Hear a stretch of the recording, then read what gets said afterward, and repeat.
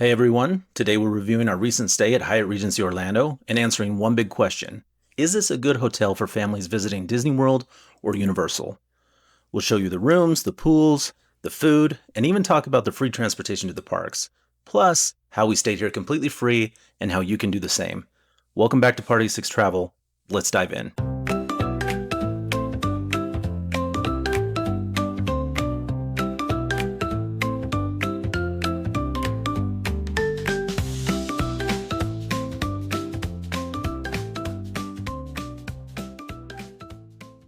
The Hyatt Regency Orlando is a massive convention hotel located about 20 minutes from the Orlando airport and between Walt Disney World and Universal Studios.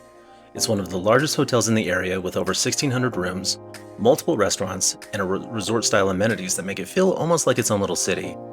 Because it's so centrally located, you're about a 15 to 20 minute drive to either Disney or Universal, which makes it a good middle ground if you plan to visit both parks during your stay.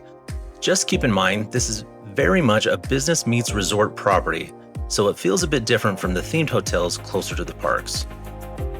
The first thing that really stands out about the Hyatt Regency Orlando is its elegant, upscale design throughout the lobby and common areas. The moment you walk in, you're greeted by a bright, soaring atrium with modern architecture, sleek marble floors, and warm lighting that gives the space a sophisticated but welcome feeling. The design balances contemporary style with classic touches, from the polished stone columns to the inviting seating areas scattered throughout the lobby. Even though this is a large convention property, it still manages to feel refined and relaxing, a setting that feels more like a true resort than a business hotel.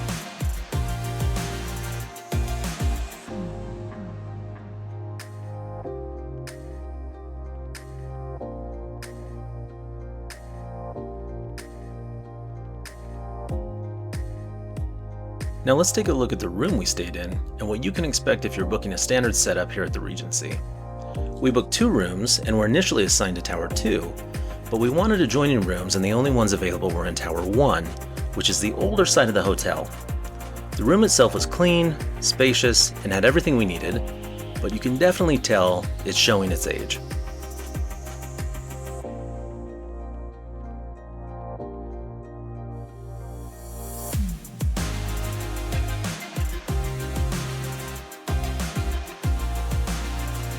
The furniture and decor felt a bit dated, especially compared to newer Hyatt properties.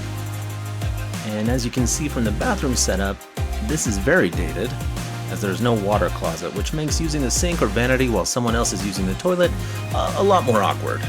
There is a reason you don't see this setup in any modern hotel, and I don't believe you'll find it in the Tower 2 side if you book there. Our view also left a lot to be desired, but this will vary quite a bit by room. We were on the 5th floor, which is the highest floor that doesn't clear the atrium, but anything higher than this would have given a much better view. One thing we really liked about our room was the counter space. As you can see from the dresser, the end tables, and the area above the fridge and coffee maker, there was a lot of real estate upon which to put your things. And if your family is like ours, you have a lot of things to put. This was probably a feature of the dated setup, but we considered it a breath of fresh air. So, if you're planning to stay here and appreciate a modern touch, here's a big tip. Request to stay in Tower 2. That's the newer, more modern tower with updated rooms that feel a lot fresher. If you're traveling with kids or staying several nights, that small upgrade will make a big difference. Now, let's talk about the highlight for families, the pool. There are actually 2 pools. Tower 1 has what's known as the terrace pool on level 4. But when we visited in October, access to this pool was completely shut down. The only way we could get a good look at it was from the top of Tower 2. It looks nice, but lacks character, and perhaps a few sources of natural shade. But that's okay. This pool is not the reason you're staying here. This one is. This pool, located outside Tower 2, is truly fantastic. There's a huge zero-entry style section, perfect for younger kids, plus a waterfall feature and a water slide. It's one of those pool areas where you could easily spend a full day relaxing, and the resort atmosphere feels a bit like a mini vacation all on its own.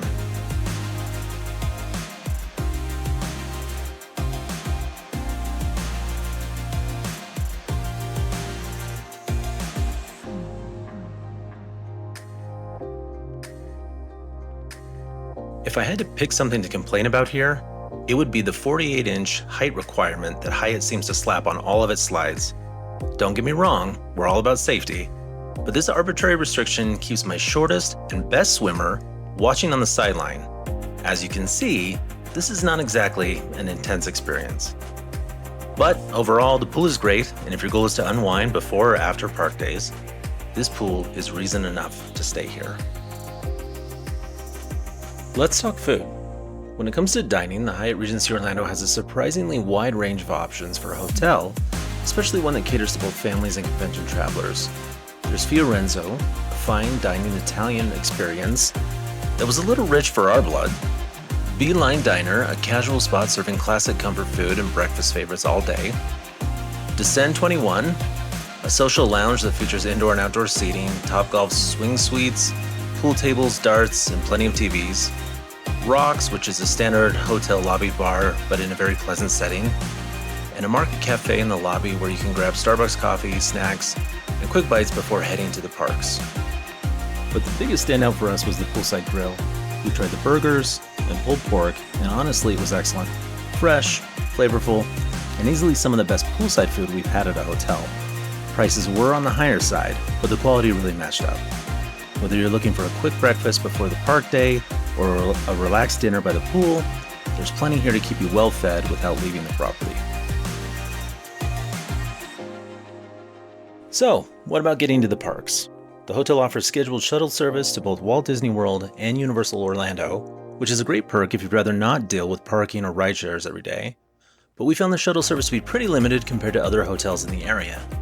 The shuttles typically run a few times in the morning and evening, so it's best to check the daily schedule when you arrive and plan your park visits around those times.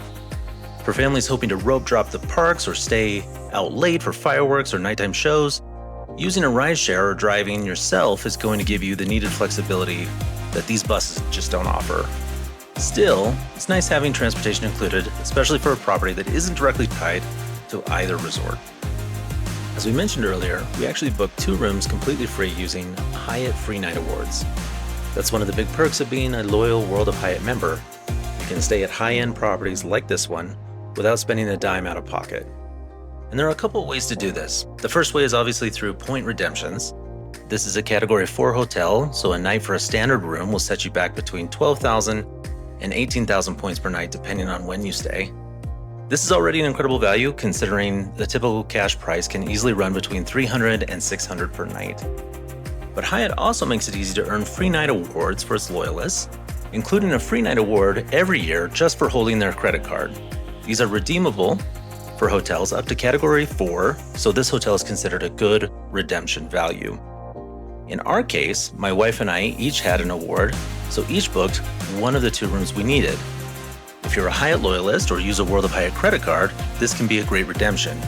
If you're not big on Hyatt, you should probably change your mind about that, but we'll leave that for another video.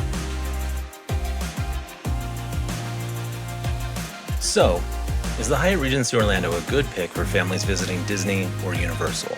Here's our take. If you're looking for a relaxing resort-style stay before or after a park visit, absolutely. The pool, food, and overall comfort make it a great choice. But if your goal is to maximize park time, this isn't your most convenient option during a park stay. You'll spend more time commuting, and there are better hotels that offer a simple place to crash after long days at the parks. In fact, we have a whole video on our favorite off-property hotel for a Disney stay, and we'll link that right here and in the description below. Well, that's a wrap on Hyatt Regency Orlando. If this review helped you out, please give the video a thumbs up and subscribe for more detailed hotel reviews and travel tips for families on a budget. Thanks for watching, and we'll see you on the next one.